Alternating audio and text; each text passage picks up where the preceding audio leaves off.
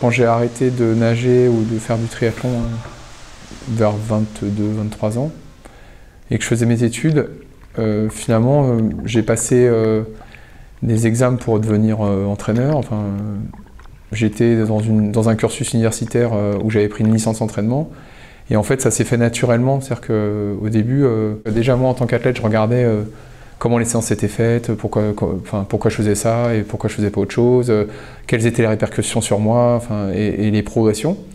Et donc finalement, quand j'ai arrêté de devenir entraîneur, c'était presque naturel. Le métier, il est arrivé comme ça a glissé tout doucement vers ça, du passage de l'athlète à finalement à passer derrière les chronos et à devenir entraîneur. Ceux qui s'entraînent sérieusement, qui y arrivent, peuvent accéder à des équipes de France jeunes. Aujourd'hui, c'est ça le groupe élite du CNP, c'est des nageurs qui participent au chemin de France, de temps en temps qui peuvent obtenir des médailles au chemin de France et de temps en temps qui peuvent, ou rarement je dirais, pour l'instant c'est rarement, peuvent accéder à des équipes nationales. Et aujourd'hui, j'ai jamais vraiment de certitude, je fais des choix. Et j'essaye d'aller au bout de ces choix. À partir du moment où on a des athlètes qui sont motivés, qui sont dans un projet d'entraînement, la question de la motivation, elle ne se pose pas. Et à la rigueur, le jour où je suis plus motivé, j'entraîne plus, donc il n'y a plus la question de se lever à 6 heures en fait. Je m'appelle Fanny Babou, j'ai 26 ans. Je suis ancienne nageuse de haut niveau, j'ai nagé pendant 10 ans à haut niveau. Je suis conseillère d'animation sportive dans une direction départementale à Châlons en Champagne et en même temps je travaille avec le CNP sur le groupe des minimes 14-15 ans que j'entraîne du coup 4 fois par semaine. J'ai participé en 2012 au JO de Londres avec l'équipe de France de natation. J'étais qualifiée avec le 4x100 4 nages, le relais, et on nous a permis une course en individuel, donc j'ai nagé également le 100 mètres brasse en individuel. C'était un aboutissement parce que j'étais consciente de mes capacités physiques et techniques et je savais que j'irais jamais chercher une médaille aux Jeux Olympiques. Donc la participation aux JO, c'était déjà, voilà, pour moi c'était l'aboutissement. Ça s'est construit en avançant parce que assez vite j'ai fait les premières équipes de France jeunes. Sans avoir jamais rêvé des JO avant, et ça s'est vraiment construit en avançant. Je découvrais et j'avais envie d'aller plus haut. Je me rappelle d'une partenaire d'entraînement qui me disait qu'à 6 ans, elle savait qu'elle voulait faire les Jeux. Est-ce que c'est pas plus facile pour amener les bras?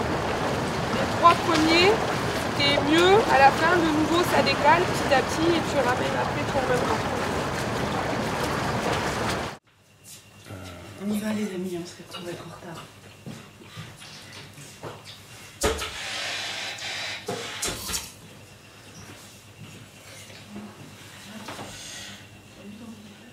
Le matin, c'est propice parce que intellectuellement, on est frais, les nageurs sont frais, ils n'ont pas eu leur journée de cours toute la journée où ils ont eu d'autres charges externes. Le matin, ils arrivent, ils ont dormi et je trouve que c'est beaucoup plus simple de transformer les choses le matin que le soir. Je pense que c'est important qu'ils grandissent, qu'ils s'épanouissent, qu'ils soient heureux. Donc si ça commence à être pour eux une obligation, un fardeau d'être là face à moi tous les soirs, je me dis qu'à un moment donné, il faut mieux qu'ils fassent autre chose. J'essaye toujours d'inclure les parents dans le projet parce que de toute façon, je pense qu'il y a l'athlète au centre du projet, les parents, l'entraîneur, l'apport médical, la scolarité et finalement tout ce qui gravite autour de l'athlète doit être là pour lui permettre de réussir ce projet. Donc c'est vrai que c'est important d'intégrer les parents. Je nage d'abord pour moi, mais c'est bien que j'aime bien qu'ils soient fiers de ce que j'ai fait. Ça fait un peu penser à la relation qu'on a avec nos parents, non? Forcément un petit peu. Excuse-moi de répondre à ta place, mais...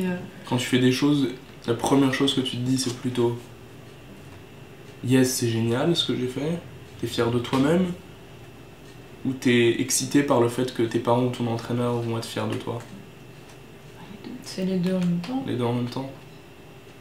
Non, là où la différence, c'est quand t'es pas sûr que ce que t'as fait c'est très bien, et que Yves, lui, peut dire c'est là que ça te rassure et que c'est important pour toi. Parce que t'es jamais entièrement 100% satisfaite une fois que t'as eu l'approbation de l'entraîneur ou des parents. Mais Anna, elle sait très bien quand est-ce qu'elle a fait bien. Ouais. C'est juste que des fois, quand elle est pas sûre, par exemple à une compétition, si elle fait pas un temps fabuleux, mais qu'elle fait un temps correct et qu'Yves lui dit c'est très bien par rapport au Pour le travail moment. qu'on fait en ce moment, là, elle est contente. Quand on fait de la technique, il me corrige et on voit ensemble si le mouvement me correspond ou pas. Et quand on nage en série et que c'est dur et que si ma nage se dégrade, il me le dit et je la remets en place directement. Il te dit quoi pour te dire que ta nage se dégrade? Ça dépend de ce qui se dégrade. Si c'est ma main qui rentre mal, il me le dit et en général je sais ce qui va pas. Donc, Tu dis jamais juste Anna, ta nage se dégrade. Non. Le retour de l'athlète est super important, moi, c'est ce qui me permet d'avancer. Alors il y a le retour formalisé de l'athlète, moi il y a le retour physiologique avec la HRV, il y a le retour chronométrique en compétition. Enfin voilà, donc il y a plein de retours qui font qu'au quotidien, je me réadapte. En tout cas, moi, c'est ce que j'ai observé cette année dans le travail avec Anna, quoi. Le matin, quand on se retrouvait tous les deux et qu'il fallait faire... fallait s'entraîner, il fallait transformer des choses, il fallait trouver des solutions, en tout cas il fallait qu'elle trouve des solutions et bah, forcément moi aussi j'en trouve parce que je regarde et puis au bout ça peut prendre des fois quelques jours, comme des fois ça peut prendre quelques semaines, voire des fois ça me prend des mois et d'un coup je me dis ah bah voilà c'est ça. Anna me pose des problèmes, demain c'est un autre athlète qui me pose des problèmes et c'est différent, et c'est-à-dire que ce que j'applique à Anna je peux pas le calquer à l'autre athlète et c'est quand même chouette parce que finalement c'est jamais pareil, donc en fait bah, tous les jours je me retrouve avec là, j'avais 16 nageurs dans le groupe, donc j'avais 16 personnes différentes. Moi, je voulais pas qu'elles soient meilleures à l'entraînement, je voulais qu'elles soient meilleures en compétition. Donc ça impliquait forcément une manière différente de s'entraîner. Donc je les contrains sur quelques points. Ça a été au début être capable de tenir les séances d'entraînement, chose qu'elle n'était pas capable de faire. Arriver à faire en sorte qu'elle soit performante aux compétitions. Donc déjà, à partir du moment où on était performante en compétition, c'est-à-dire que là, on était dans s'entraîner à progresser et on a eu donc les championnats de France et un instant T de 6 mois d'entraînement. Voilà, aujourd'hui, tu as 6 mois d'entraînement, tu fais tant de coups de bras, les meilleurs elles en font tant. A priori, si on veut avancer, c'est qu'il faut qu'on s'y prenne autrement, quoi. Donc après, bah voilà, ça a été un autre cycle de se transformer, c'est-à-dire nager différemment. Parce que si tu veux nager vite dans 1 an, 2 ans, 3 ans, 4 ans, il va falloir que tu nages dans cette direction-là. Le problème, c'est qu'à partir du moment où on fait ses choix, la réussite n'est pas forcément immédiate. Dans notre société où on a tout en instantané sur SMS, Facebook et tout, c'est compliqué pour les jeunes de se dire mon entraîneur il me propose un truc pour dans 6 mois, 1 an, 2 ans, c'est pas simple pour eux de l'accepter. On est tout le temps confronté à les contraintes dans l'entraînement, les contraintes de la compétition et les adversaires, les temps à réaliser. Et même si on réalise un meilleur temps, on n'est même pas sûr d'être premier, deuxième, troisième parce qu'il y a des filles qui vont passer devant. Et même si on a construit ce qu'il fallait, il faudra peut-être construire mieux pour la prochaine fois. Après les compétitions, j'ai besoin aussi de prendre un peu de recul parce que ça me permet aussi de faire le point sur ce qui a été fait avant, ce que ça a transformé. Et c'est ce que j'aime dans les compétitions finalement parce que quand on est fort à l'entraînement, quand on sait qu'on a progressé, derrière le plot, on est fort. Donc on n'a pas l'impression qu'on va se faire battre par les autres. La compétition, la performance renvoie immédiatement ce qu'on a réussi à transformer ou pas.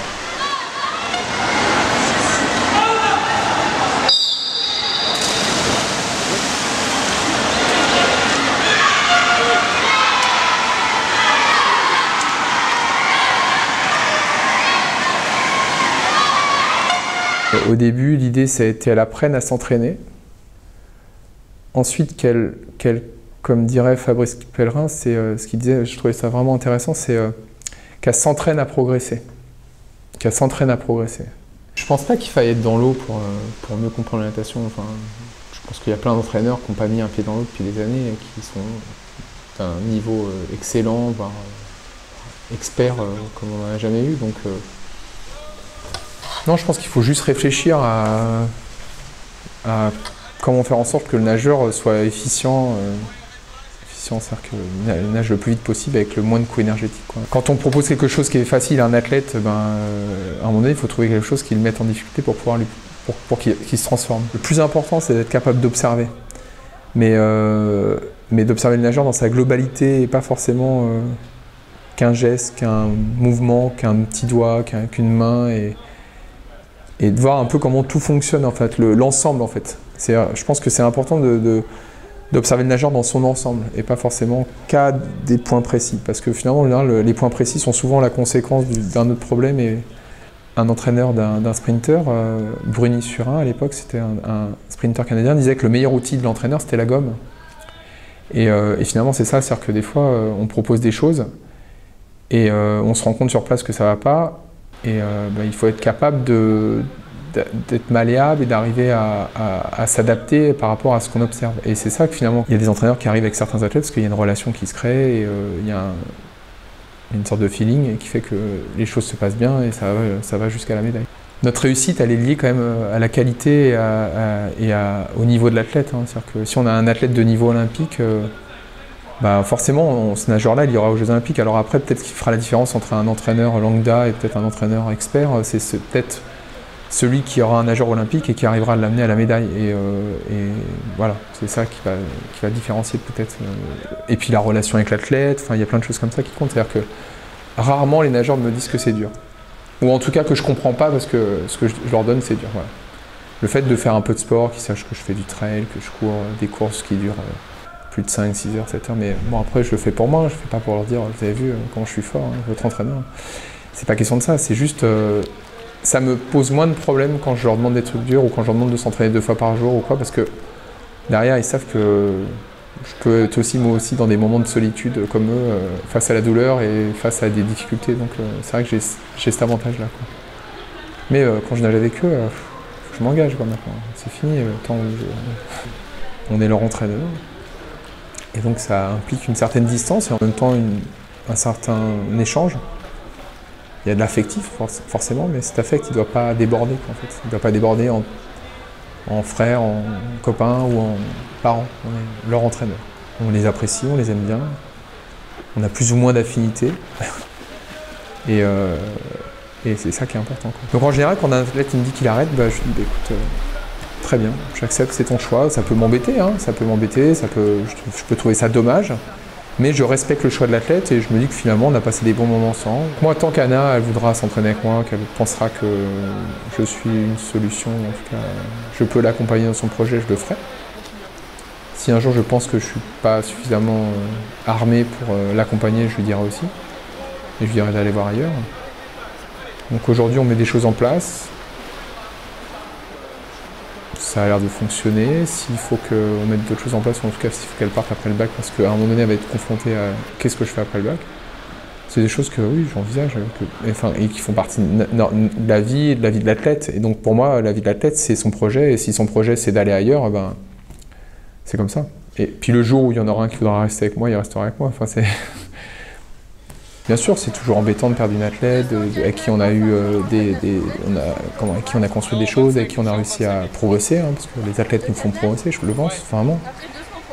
Mais malheureusement, heureusement, je pense que ça fait partie de la vie de l'athlète et de la vie d'entraîneur. C'est des choses difficiles des fois à accepter, mais je pense que ça fait partie du travail. C'est-à-dire que notre boulot, c'est ça. Hein, on est là à un moment donné, un instant T, à 1 an, 2 ans, 3 ans, 4 ans, dans la vie de l'athlète. On les accompagne, on leur apporte des choses, on les nourrit.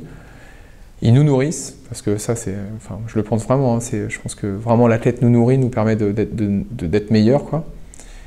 Et puis il s'en va, parce que ça fait partie de sa vie. Et nous, notre vie, elle est faite, donc faut aussi laisser vivre et grandir l'athlète. Tu compares pas ce que tu fais à l'écran et ce que fait Anna en nageant 2 fois dans 2 heures. Non, justement, quand tu nages tous les jours, ça n'arrive pas, parce que un entraînement, ça te fatigue. Mais pour des personnes comme toi et moi qui ne nageaient pas souvent, c'est beaucoup plus pratique. Je me mettrais moi personnellement à mi-chemin entre vous deux. Tu préfères être toute seule à l'entraînement ou avoir un gros groupe autour de toi? Tu connais pas bien Anna? J'aime bien être toute seule. Par exemple, moi je détestais être tout seul dans l'eau, j'avais l'impression que l'entraîneur voyait tout ce que je faisais. Bah oui, c'est le but. Mais parce que toi tu faisais n'importe quoi, alors qu'Anna elle aime bien qu'on la corrige. C'est vrai. Donc, Non mais après c'est gênant d'être beaucoup trop nombreux par exemple. Enfin, en ce moment on est 10 par ligne, mais c'est beaucoup trop. c'est quoi le nombre idéal par ligne de nageurs pour toi? 3, 3? Ça t'as le temps de papoter, mais pas trop. c'est ça. Et en général, tu pars première dans la ligne, ou deuxième, ou troisième? Ça dépend dans quelle ligne je suis, mais en Ça général, dépend de je ce qu'il y a pars à faire. première. Tu t'entends bien avec le reste de ton groupe? Oui, la plupart des personnes, oui. Et vous sortez ensemble des fois, vous faites des sorties de groupe? Et sortez de groupe, on peut amuser tous ensemble. Moi, je sais que quelques-uns de mes meilleurs potes ont nagé avec moi. La plupart d'ailleurs. Ceux que j'ai conservés après un an de ne revoir plus personne. C'est ceux qui étaient dans l'eau avec moi. Ceux qui s'entraînent tous les jours, on se voit souvent. Donc, Mais vous vous voyez pas en dehors. non, pas trop. Et ça te manque Mais pas c'est de... aussi parce que vous avez pas trop le temps. Ouais, du coup, la natation, ça t'empêche un peu d'avoir une vraie vie sociale. Tout à fait. Et ça te manque pas, ça? Je l'ai jamais vraiment connu, donc Est-ce que ça peut t'attire me pas? manquer. Pas plus que ça. Tu peux pas... C'est difficile de faire les deux. Impossible. Oui, c'est impossible. Si je suis bien, j'aime bien l'allure de course. J'aime pas trop les entraînements longs et chiants un petit peu. Genre 10 x 600. Qui aime faire un 10 x 600? Les gens qui font du long. Ce n'est pas mon cas. Dans ta tête, t'es plutôt une sprinteuse ou une nageur de long? J'aime bien le long quand les autres sont en crawl et que moi je nage en dos. Est-ce qu'il y a un truc que tu détestes de faire un entraînement? La brasse et le pape, mais j'en fais pas souvent. Le plus dur pour toi, c'est de nager en 4 nages? Non, ça dépend des entraînements. Il y a plein de trucs qui peuvent être durs et qui le sont à un moment donné et pas à un autre. Quand je dois aller nager à 5h30 et qu'il fait encore nuit, c'est plus compliqué que quand il fait jour et qu'il y a déjà du soleil. Oui. Plus facile de se réveiller quand il fait jour. Ou quand il pleut et que le soir et qu'on doit aller nager et qu'il fait froid, c'est moins agréable que quand il fait beau et que le toit est ouvert. Je sais ce qu'il faut faire, donc j'y vais, je me pose pas de questions. Est-ce que ça te passe par la tête des fois quand tu vas en compétition notamment? T'aimerais bien qu'on t'annonce soudainement, quand tu es encore dans ton lit, que le toit de la piscine s'est écroulé et que la compétition est annulée? Non, pas en compétition. T'as pas peur du stress? Non, elle adore celui pour les compétitions, Anna. Pour aller à l'école, ça m'arrive des fois de penser. Donc quand c'est dur, tu as plutôt tendance à te taire et à continuer que te dire... Mais elle baisse pas la tête, elle est contente. Enfin, je pense, Anna. Bah oui, je sais que il faut que ce soit dur pour que je progresse, donc c'est pas en faisant que des entraînements souples que ça va me servir à quelque chose. C'est vrai. Après l'entraînement, même si c'est 2 heures après. Même au téléphone, en fin d'après-midi. Vous avez parlé avec Yves ce matin, vous avez dit quoi? Les gens qui s'entraînent dans des pôles, qui ont l'école, la piscine, tout au même endroit, ils ont quand même la vie qui est un petit peu plus simple qu'un Parisien. T'aimerais que ta vie soit comme ça? Ça serait plus simple d'avoir tout à côté. Est-ce que c'est ton projet de rentrer dans un pôle? Je sais pas encore, peut-être après mon année de terminale, je sais pas encore.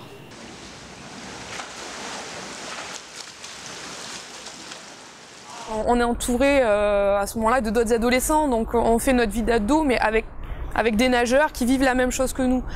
Après, faut effectivement accepter de pas avoir une vie normale, mais est-ce que c'est vraiment, enfin, qu'est-ce que c'est d'avoir une vie normale pour un adolescent, je sais pas, mais c'est voilà, on vit notre adolescence quand même, peut-être avec plus de contraintes que d'autres, mais ça nous empêche pas d'avoir des amis et de s'amuser. C'est un rythme de vie, mais à partir du moment où ce rythme de vie-là est vécu comme des contraintes, c'est qu'à un moment donné, et c'est tout à fait louable de pas avoir envie de faire du haut niveau. C'est pas, voilà, c'est pas fait pour tout le monde ne veut pas le vivre, tout le monde n'a pas envie de le vivre. Donc à partir du moment où ça devient vraiment de la contrainte, c'est que Il faut savoir s'arrêter. C'est l'importance aussi d'être bien entouré avec des gens qui nous permettent de décompresser, mais aussi qui savent ce qu'on fait, qui comprennent ce qu'on fait et qui peuvent le vivre avec nous. J'étais dans un lycée avec plusieurs sections sportives, donc j'étais dans une classe de sportifs et finalement ceux qui étaient à part, c'était les 2-3 personnes qui étaient dans notre classe qui n'étaient pas sportifs. Donc c'était eux le monde un peu à part et c'était nous la normalité. J'ai découvert qu'il y avait une blague qui se disait « je peux pas, j'ai piscine », mais moi, je savais pas que c'était une blague qui se faisait à l'extérieur. Moi, j'ai réussi à trouver mon équilibre avec aussi le monde extérieur. Une fois passé de lycée, une fois rentrée en université, où certes, bon, j'étais en STAPS, je faisais pas toutes les soirées étudiantes du jeudi soir. Et alors, j'ai fait une semaine de soirée aux Jeux Olympiques. Enfin, quand on dit d'un nageur, il a beaucoup de qualités, mais c'est dommage, il s'entraîne pas. Moi, je pense qu'être capable d'avoir cette rigueur d'entraînement, de se dire, bah, ça, je peux pas le faire parce que ça rentre pas dans mon projet, c'est pas cohérent avec mon projet. Pour moi, c'est une des qualités aussi primordiales d'un athlète de haut niveau, d'être capable de dire ça, je peux faire, ça, je peux pas faire. Là, si je peux faire, mais il va falloir que j'adapte. Et je pense que c'est une qualité tout aussi importante que des qualités aquatiques ou des qualités physiques. Si on lâche quand on est ado, on revient pas. C'est vraiment une période qui est très importante, je trouve. À cet âge-là, on nage, on sait pas vraiment, on comprend pas encore dans ces notions de projet, on n'y est pas encore vraiment. Donc c'est difficile, mais bon, je les questionne toujours sur leurs envies et je les confronte toujours à leur réalité. Est-ce que ce que tu es en train de faire, c'est en adéquation avec les objectifs que tu te fixes et ce que tu m'annonces que tu as envie de faire? Je les questionne. Tu m'as dit que tu venais 5 fois par semaine pour arriver à tel objectif. Ça fait plusieurs semaines que tu viens, 3 fois, 4 fois. T'es pas là le jour des séances importantes. Pourquoi? Qu'est-ce qui se passe? Est-ce qu'il y a des problèmes à l'extérieur? On en discute. Je leur laisse toujours la possibilité de me parler et de me dire bah, finalement nager 5 fois c'est plus mon projet, c'est plus ce que j'ai envie de faire et dans ce cas-là bah, ils se détendent, moi je me détends avec eux. C'est important de leur donner des repères, des choses sur lesquelles ils puissent se dire oui quand je suis là je suis en train de m'entraîner bien, mais si je suis pas en train de penser à ça, si je contrôle pas ces éléments de repères qu'on leur donne, bah là on est dans l'activité, on n'est plus dans l'entraînement. La natation, si on veut être performant, c'est pas juste 2 heures dans l'eau tous les jours. Concernant les filles, c'est vrai qu'il y a des caps importants. Les 14-15 ans, bon, elles sont plus ou moins avancées et celles qui sont avancées, comparé aux garçons, faut peut-être commencer à travailler la prise de force avant. Parce que c'est à cet âge-là que ça commence à se développer et que ça devient important. Mais si on leur demande de travailler la force, il y a la transformation du corps qui va avec. Est-ce qu'on a accepté d'être un peu moins féminine et de prendre un peu de bras? Moi, combien j'en ai vu des filles en salle de musculation dire je pourrais pousser la barre plus lourd, mais je ne mets pas plus lourd parce que j'ai pas envie d'avoir des gros bras. Quand on veut vraiment aller vers du haut niveau, c'est des questions sur lesquelles finalement très vite on se dépose plus parce que c'est toujours qu'est-ce que je mets dans la balance pour atteindre mon projet. Est-ce que je le mets et du coup ça peut permettre d'équilibrer mon projet, d'atteindre mon projet, ou est-ce que je le mets pas mais dans ce cas-là ça se déséquilibre, mon projet je pourrais jamais l'atteindre. Où est-ce que tu te vois dans 5 ans? Tu te poses la question des fois? Non. Dans 5 ans, t'as quel âge là? T'as 17 ans bientôt? Dans 5 ans t'en auras entre 21 et 22. Tu te vois toujours dans le monde de la natation, à t'entraîner à bloc tous les jours? Oui. Et à côté tu penses que tu feras quoi? Mes études. T'as des idées de quelle filière tu veux engager? Je me vois plus dans le marketing et dans le commerce que dans la médecine. Donc t'aimerais faire une fac, une école, je sais pas. T'as regardé un petit peu ce qu'il y avait pour toi? Non, pas encore. Il n'y a pas un moment dans ma tête où je me dis Léana. Pour moi ça me fait absolument rien de me dire ça. Non, ça veut dire que tu te mets pas dans la situation où extrême. Tu vas au-delà de ce que tu pensais pouvoir faire. Je sens que j'ai les muscles tétanisés, que j'ai du mal à respirer, que ça me brûle partout. Qu'est-ce qui se passe dans ta tête à ce moment-là? Moi j'aime bien parce qu'en général je fais des très bons temps. Et plus je fais des bons temps, moins j'ai mal. Tu peux pas être un bonbon mentalement comme Leslie Franklin et à la fois être un bonbon physiquement. D'accord. Tu veux dire qu'Anna elle est un bonbon physique et mental? Oui. Oh, c'est trop mignon ça. Mais c'est vrai, il a un peu raison. Déjà pour moi ça me paraît compliqué d'avoir son corps vu que je pense qu'elle a 10 pointures de plus que moi. Donc il faut plus être un bonbon mental, il faut être une tueuse. Et je reviendrai sur... Elle m'a énormément impressionnée cette petite Paulina. elle avait à peu près un physique de bonbon comme toi, mais elle a, je pense, un mental de tueuse. Mais un vrai mental de tueuse. Elle s'est pas dit, la fille d'à côté qui fait 1m80, Pauline, Mailleux, 1m85. Une tête de bonbon. Elle est mignonne. Elle n'a pas une tête de tueuse. Elle a un corps de tueuse peut-être, mais elle s'est pas laissée impressionner par sa taille. Elle s'est dit, celle-là, je vais la bouffer. Elle a bouffé les deux qui étaient devant elle. Donc elle a eu un mental de tueuse. Dans ce sens-là, il a raison, Nathan. Tu peux pas être un bonbon physique et un bonbon mental. Et même, tu peux pas être un bonbon physique en sport. T'es pas un bonbon physique, mais il y a toujours un moment où tu peux t'améliorer.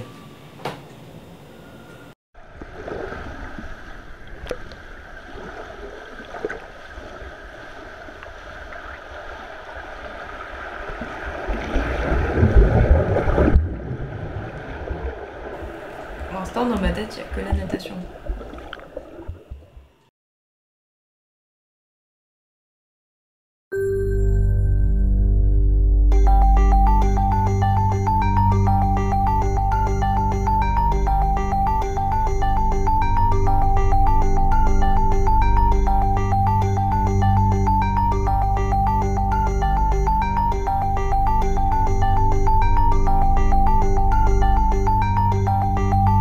Je fais pas ce que je demande à Anna, c'est trop dur. C'est trop dur ce que je demande aux nageurs.